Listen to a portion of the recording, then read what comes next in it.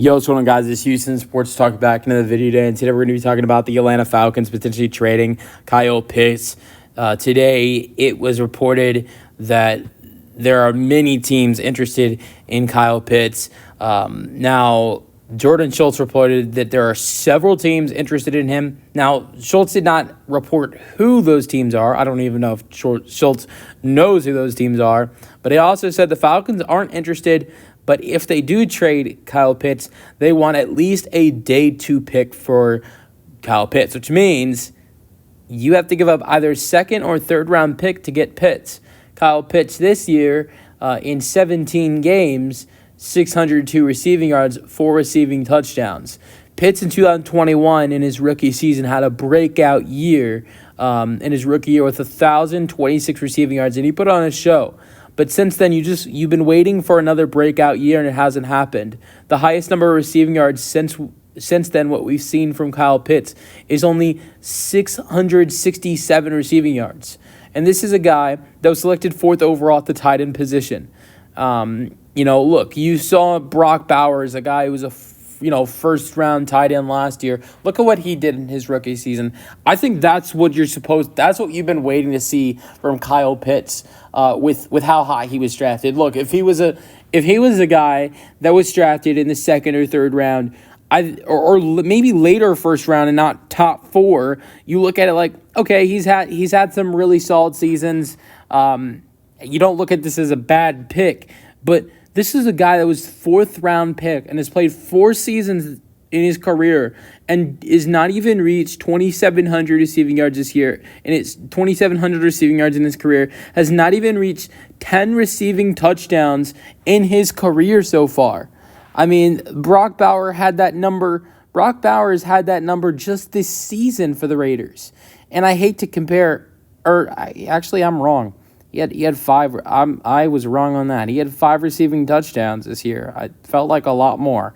I look at the quarterbacks from the football though, but he still had 1,200 receiving yards this year for the Raiders, and that is a lot more than Pitts is. Compared to his first couple seasons. But I hate to compare the two of them. But the reason I do is because they're 2 first-round tight ends, and that does not happen often where you see a tight end first-round pick. Like a guy like Tyler Warren this year who's drafted 14th over the Colts. I think the expectations for him have to be high with him being a first-round pick as a tight end.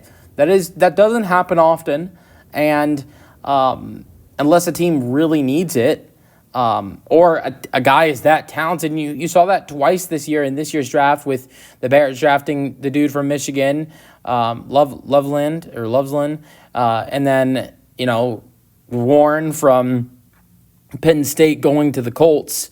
But it's not every year that you see tight ends going in the first round, and especially going in the top 4 like Kyle Pitts did. So I've been waiting for that breakout year for him. I know fantasy football owners are really frustrated with him as well at times, but I think he has a lot of potential. He really does, and he's still so young. So if you're the Falcons, I don't know if you want to give up on him at just 24 years old. It's crazy. He's played 4 seasons and is still 24 years old. Won't turn 25 until about, a little bit over the first month of the season. So will be the second month of the season. He'll turn 25. So you don't want to give up on him, and that's why I understand the Falcons wanting a high draft pick for him. If I'm the Falcons, I don't get rid of him, and here's why. Number 8 has a big reason. Number 9 has a big reason to do with that. I say number 9. I'm talking about Michael Penix Jr. He is the future.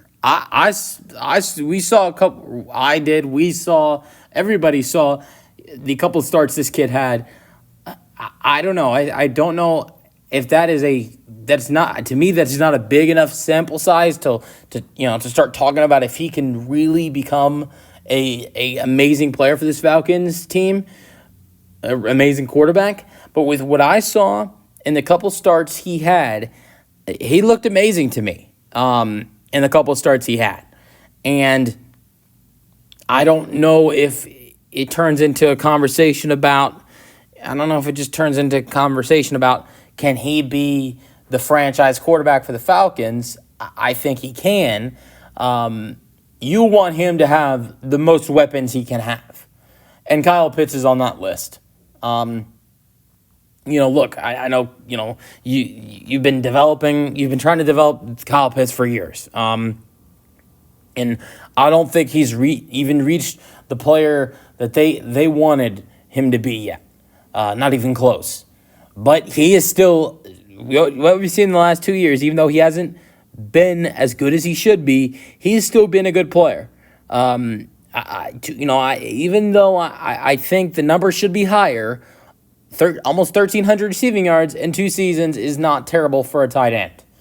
And especially a tight end that is playing on offense that is very run-heavy, not only very run-heavy, but also has some really good wide receivers last year. Last year playing, with a quarterback, Kirk Cousins, who loves to feed his wide receivers.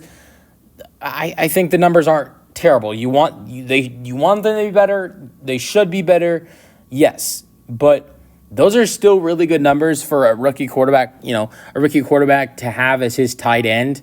And you don't want your rookie quarterback, or I guess next year will be second year, but really it's going to be his first full season. You don't want that young quarterback in Michael Penix to lose a weapon like Kyle Pitts, is what I will say.